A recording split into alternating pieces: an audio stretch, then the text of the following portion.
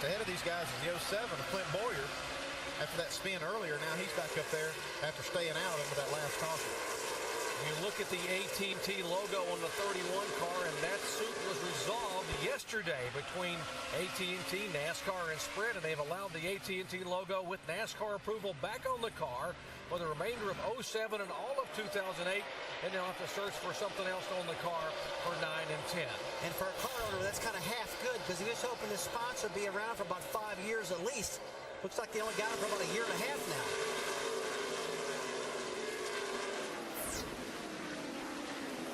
Battle for ninth position here, the 9 car of Casey Kane and the 5 of Kyle Busch. Casey Kane's been really working on an ill-handling car throughout the night. You see him in the screen right there.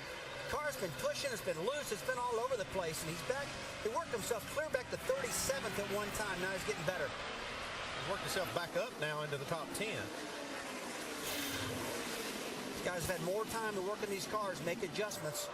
Tony Stewart able to make the move. He was able to make the dive underneath the 8 car, entering turn 3. And Dale Earnhardt Jr. didn't fight him too much. These two guys are pretty good buddies. So I got to believe that if Tony Stewart knows that he can pull over and let Junior buy him to get some points, he's going to do it, but he's not going to do it till late in the race. 41 car, Reed Sorensen has spun around. That will bring out caution for the 9th time tonight. He center punched the front of the car. Looks like the front of that air dam has been up pretty good. It's going to cause the car to really handle ill. See this fire coming out the tailpipes. These cars spin around. They get a little fuel down in the exhaust. He's trying to fire it up right now. Replay of what happened to Reed. Watch him right in the back of the 38, and he got a tap from behind by the 12. Looked like something happened to the 38 car. Reed had to just back out of the gas, and then just a stack-up chain reaction. Here's the pass a moment ago. Now they're up the back straightaway into turn 3. Now the 8 car and the 20 battling for second position. Well, he just barreled it down in underneath Dale Jr. and went for that bottom lane. The car's stuck. Almost like Junior gave him the spot. Yeah, and that very well could have been too, because these guys get along good. Junior knows how good his car really is. These two drivers both have won 3 times here. Clint Boyer in the pits. So is the 18 car of J.J. Yaley.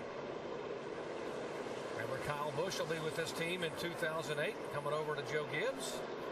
Yaley down and away. There's a little residual fuel at the right side, burning away in the damaged right side of that Dodge.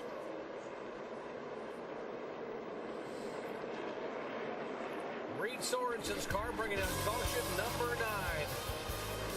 Kevin Harvick once again. He's just dodging the bullets right and left, able to get by the 41 car. And now from J.J. Yaley's onboard camera, looking back as they spin and bring out the yellow flag. Back after these messages and a word from our ABC station.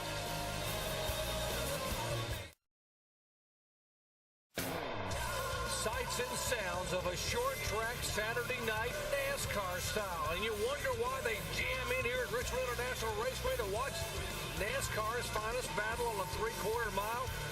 That's why this place is called the Action Track. We've had so much of it here in 262 laps. Getting set for the restart. Jeff Gordon the leader. Tony Stewart has made the pass. Dale Earnhardt Jr. There's that crowd.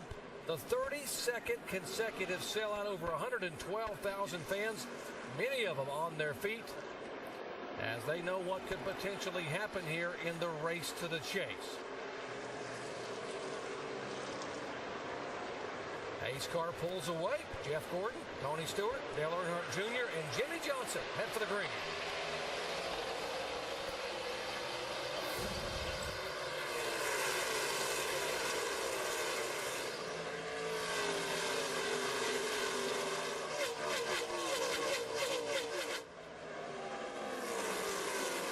Dale Earnhardt Jr.'s car got just a little bit loose off of turn 2, but he's hanging in there pretty good right now. When Jeff Gordon punches the gas on these restarts, he can just jump out there 3 or 4 car lengths on this guy. Every single restart all night long, Jeff's just had fantastic restarts. Only problem he's had was on pit road getting out of the pits. 31 car of Jeff Burton trying to go by on a lap car. That's Kenny Wallace in the 88, subbing for Ricky Rudd, and that's the 17 car of Kenseth in 5th. Burton is 6th. Johnny Sauter in the 70 car is 7th. Well, we talked a lot about Johnny Sauter tonight. He is still running really fast, and that's a good-looking car. It's handling great out there right now, guys. It's just been consistent throughout the night. This 5-car, Kyle Busch, had been fighting and locking up that left front tire, getting in the corners. He's had a fast car, but he really fought that little issue there. Maybe they've got it fixed. What about the rookie back behind this? That is David Reagan in the 6 car. Yeah, David Reagan, he skirted a bullet because he had a lot of smoke on the left front fender when the fender got bent in. And I really thought it was going to blow out, but they got it pulled out, and he made it to the next pit stop. He's been running great all night long. Here comes Tony Stewart. Jeff Gordon, a 2-time winner here. Tony Stewart, a 3-time winner. 2 of the best at Richmond International Raceway going at it here in the final 133 laps. And Rusty Wallace, you were the best overall at this racetrack for many, many years. 6 times winner here. How do you make the pass? Well, what he's got to do is get his nose up under the back of the 24 car and aerodynamically make him loose. We talked about how air does so much. You just got to get him aero loose and get up underneath them. And that'll make a car twitch and slide. But right now, he's got a pretty good position underneath of him. When you're pinned down low like this, does it make the car unstable when you get down in the corner? Well, it's going to make the lower car much unstable. You see him twitching around a little bit right now. And the car tomorrow is actually worse. It's worse conditions. And that top lane really is running fast tonight. A lot of grip up there. Alan? I talked to Greg Zipadelli, Tony Stewart's crew chief, this afternoon, Doc, about this 20 car. He said the last couple times we've been here, we haven't been able to keep the front end of the car planted in the corner to let Tony cut like he'd like to, like perhaps he'd need to make a pass for the lead. So they took this car earlier this week to New Smyrna Beach, Florida, and took it to a half-mile short track there and tested it all day. They came here today with the same stuff they left that racetrack with to try and win this race. They thought they made some gains through their scientific testing, as Greg called it. Looks good so far.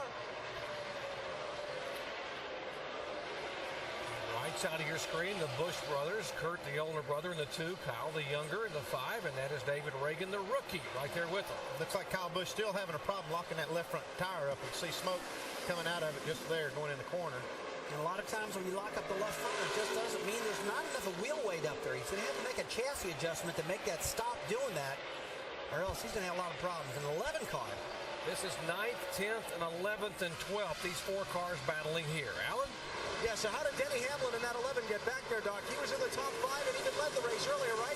Well, back on the pit stops at lap 235, they went to hand him a bottle of water through the driver's window there. But when Denny reached to grab it, he bumped a button on the steering wheel. It's a button where the driver's thumb would be positioned as he drives that he can shut the engine off in case the throttle sticks wide open going to the corner. By the time they got it restarted, he was 23rd. This is a rally to get to this point. Dave? Kyle Busch, Allen, is trying to cling to the top 10. They still haven't got the handle on that car. Mostly tied all night long. Just would not turn. That's the problem he started with. That's the problem he's been fighting all night long. Really just trying to hang on to that top 10. He's just out there saying, oh my goodness, this car is crazy. The 5 car, he is staying working that top lane, just trying to make something work up there. Car's just not handling good, and I didn't expect this out of him at all. That car was so dominant last night. I know this is the car tomorrow, but 125 laps to go. As the laps are winding down, the drama starting to build. Dale Earnhardt Jr. in 4th spot. What's going to happen to the guys he's chasing in the chase? Right now, Johnny Sauter. There's Earnhardt, Jimmy Johnson, Jeff Gordon, and Tony Stewart, our leader at Richmond. Back in just a moment.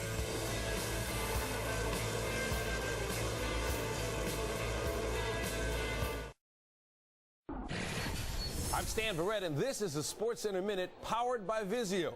Over on ESPN, we've got our first college football top 10 matchup of the season. Number 9, Virginia Tech, taking on number 2, LSU. And the Tigers with a 17-0 lead on the Hokies. Matt Flynn and Jacob Hester with touchdowns for LSU. After their upset loss at the hands of Appalachian State, Michigan suffers its worst home loss ever. Oregon beat the Wolverines 39-7 today in Ann Arbor to drop Michigan to 0-2. NFL news, Michael Strahan will play Sunday night when the Giants take on the Cowboys. He had considered retirement in training camp before returning to the team. That's the Sports Center Minute. Now back to the Chevy Rock and Roll 400 in Richmond. Thanks, guys. Back at Richmond International Raceway. NASCAR action here. They're getting it done on the short track at Richmond. Tony Stewart, a three-time winner here, trying to pick up his fourth win of 2007. He has led 15 laps and trying to be able to tie Jeff Gordon for as a four-time winner in the seeding for the chase. And as the nights went on, this 20 car has got the car handled better and better and running faster and faster. But the 8 car is also doing the same thing. He's getting better. Jamie, what's going on down there? Well, he's got his hands full. He's got cars in front and behind trying to take his spot away, so he needs a little help from his team. Some reminders. This was his radio just a few moments ago. They've been too hot. You're definitely using them, mate. In the first part of the race, you had all 4 rotors go up. But you tell me, you were doing fine. They was just beat, but I mean, you could just see the rear rotors and the front. So, I mean, you just balanced out. You was wheeling it. Simple. Last time I seen that was when you won the Busch race here. You was chasing apart.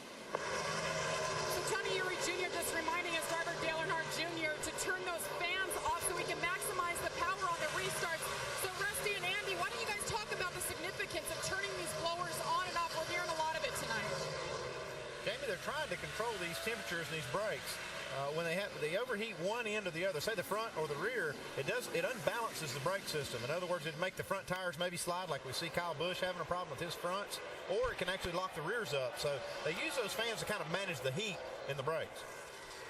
For more information on team communications, log on to ESPN.com, search word communications. I love the way Tony Eury used the positive reinforcement. Last time I saw the brakes glowing like that was when you beat Mark Martin in the NASCAR Busch Series race here. Well, both brakes are glowing right now evenly. The right front and the right rear, actually the front and the back, are about equal temperature. So Junior's definitely made the right adjustments from inside the car to give equal distribution. Take a look at the rears are red, the fronts are red. Good job on his part. Very seldom do you see both the front and rear rotors glowing. And this new car has really changed the dynamics of this brake system. These guys have to run a little bit more rear brake. Kevin Harvick, he says everything is good. He reports to the crew that the engine temperature is down after they having the grass in the front and overheating. And he is locked in a battle for 15th position. He's 15th, and Kyle Busch wants it. Let's take a look at Kevin Harvick's night. Now, remember, he came in here, had to finish 32nd or better. Here was the big one early on at the start-finish line, and Harvick able to get down, but he went down in the grass and got grass all in the front splitter, and the car began to overheat. There came the concern. Watch the 29 car. There's Reed Sorensen spinning. He just gets by without getting collected in that incident. And he's probably thinking right now, why is this so hard tonight? I thought this was going to be easy. And he's having to avoid all these catastrophes tonight around him. See Kevin flipping some of the switches on his dashboard there.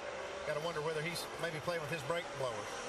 Riding along with our Wrangler onboard telemetry. Let's watch him. Oh, jam that brake pedal on. I see a lot of heat in the front rotors of this 29 car. And now the only big problem I see here is he had to start way back in the field. He's working his way up, got a fast race car, but he's using a lot of brakes to get back up there. That could cause him a problem right there just because of these overheated brakes. And the caution flag is waving again here. There's contact, the 40 of Strimmy, the 44 of Dale Jarrett involved. Damage on the 26 of McMurray, the 22 of Dave Blaney. It's a the big one here at Richmond. So the 26 car, Jamie McMurray, that is really hurt. That car took a lot of damage along with the 22. But look at the front end of Jamie's car, just absolutely mashed back to the front tires. That is some severe damage. That's probably the worst I've seen all night long.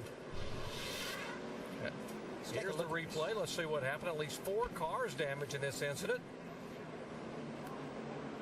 It's another one of those chain reaction crashes.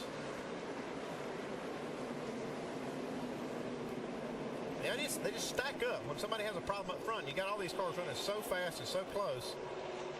Try to make it 3 wide down through here. Elliott Sadler gets out of the throttle, gives Kenny Wallace a break, and when he does that, it stacks up behind him, and boy, all heck breaks loose.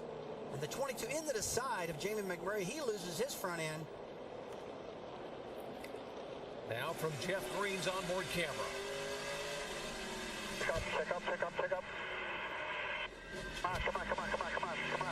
Come on, keep coming. I'm telling you, as a driver, when it's just solid smoke, you can't do anything and you're on the brakes, you're just lucky to make it through that. You see how quick things happen.